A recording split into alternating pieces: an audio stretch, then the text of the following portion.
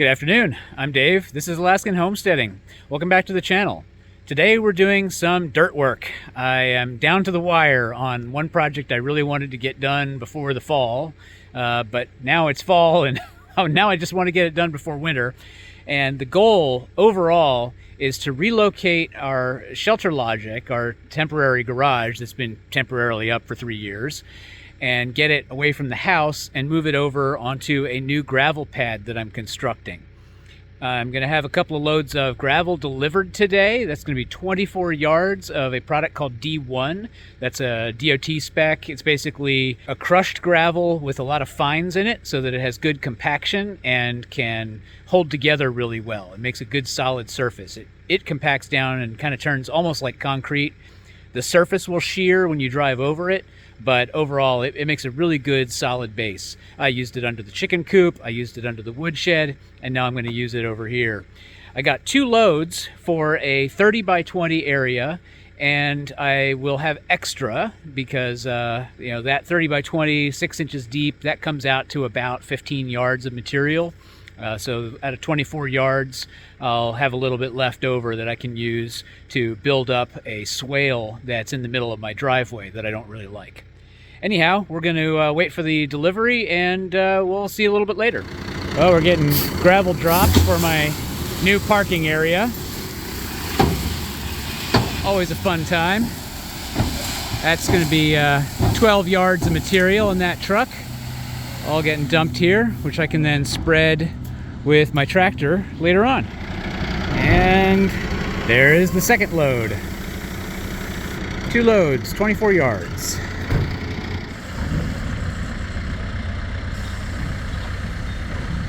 As you see, we got the deliveries, and I took a little while to do the first pass of spreading. So this is 12 yards of material here, 1 truckload, that I have spread out with the tractor. And you may or may not be able to tell, it's still, the surface is pretty undulating, so I'm going to have to do a bunch more passes and smoothing and so on. But at least I've got the main area covered, and now I can start to shape it, smooth it, level it out, and prepare that to have the Shelter Logic put onto it. The Shelter Logic is that gray tent over there. That's been sitting there for about 3 years, and it has held up incredibly well considering the winds that we get and all the snow and everything. So I want to relocate it from that spot. Whenever it's windy, it makes just a hell of a racket. The material flaps and blows, and our master bedroom is up here in this corner, so it's just noisy and is not great when we're trying to sleep through a storm. So that's the overall plan.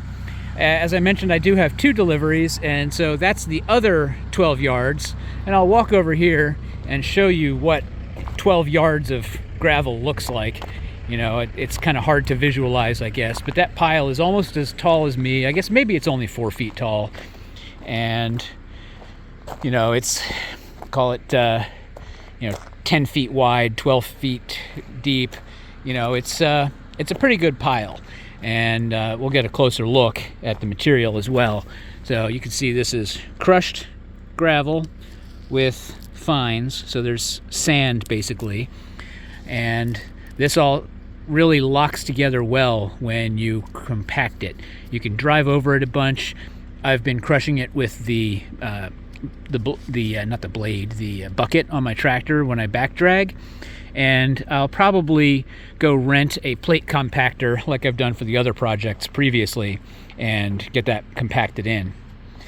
The extra material will end up filling kind of a swale here in the driveway. There's just a little depression there that collects a lot of water and ice, and I don't like it, so I'm going to just build that up a little bit. Just enough that hopefully in this low area, you can kind of see even here, it's darker because it's wetter down here, and I want to raise that level up some. So that's the plan. That's the material. That's the tractor. And we're just going to do some work. I would say this is pretty good for an afternoon's work. This is by no means perfect. I haven't hit it with the plate compactor yet. I have to go rent one of those. But I think it's got a nice gentle grade still away from the building. flat enough that I can put the shelter logic over here, and I should still have some space next to it, which will be good. But that's not bad for grading out with the tractor. I've got a little piece of this fabric sticking up out of the soil here. I'll probably need to, I don't know, might need to cut that off so that it doesn't get caught when I'm plowing this winter. That, or maybe I'll see if I can bury that with a little bit more of the material from another spot. But overall, I'm pretty happy with this. And then over here,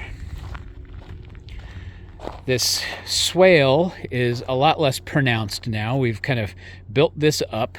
It's really hard to see on the camera. You really can't see contours too well this way, but suffice to say, coming straight across the driveway, you know, in towards this tree, there was a really pronounced dip right here that was always collecting a lot of water and was always kind of muddy whenever it would rain.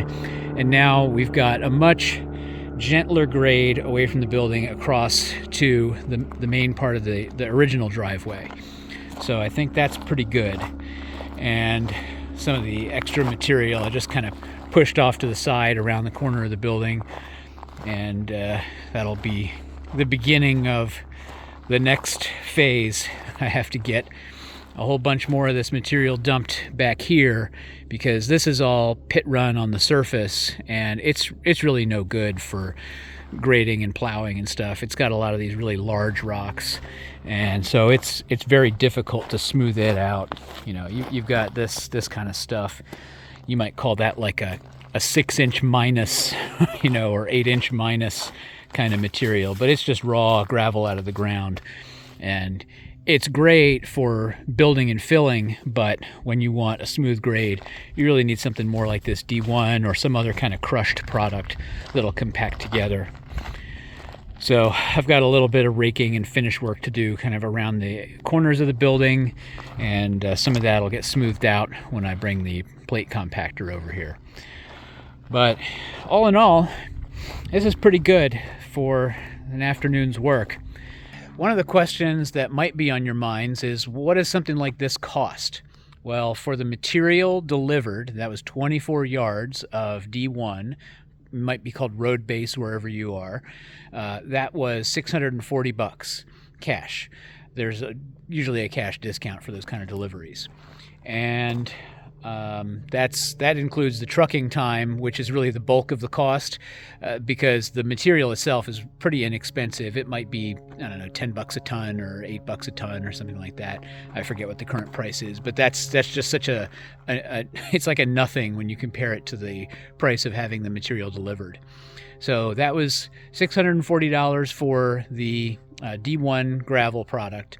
And then I paid $1 a lineal foot for the geotextile. That's a Geotex 180T, and that's a woven product. So that'll allow water to permeate and go through into the subsurface, but it keeps the gravel from sinking down into the subsurface. It's a separation layer. And so that was, I bought 75 feet of that. So $75 for the geotextile, and then another $640 for the gravel, and then, you know, whatever I spent in diesel and time running the tractor. I think I just have maybe, I don't know, 3 hours into this of my time and the tractor's time. I charge, you know, $75 an hour to run my tractor on other people's property, so you could kind of put that sort of number into it and say, well, if maybe it was, you know, $150, you know, $300 maybe worth of tractor time. So $300, $600, $700. So yeah, call it $1,000 to put in a 30 by 20 parking pad, using you know, some labor and the tractor, the delivery of the gravel itself, and the geotextile. Anyway, that's all I have for you today. Thank you so much for watching. I'm going to go inside and have some dinner. Hopefully you're finding this kind of project video interesting and informative. Subscribe if you want to see more. You'll see there's playlists and stuff that I have that link these types of videos together. And we'll see you next time.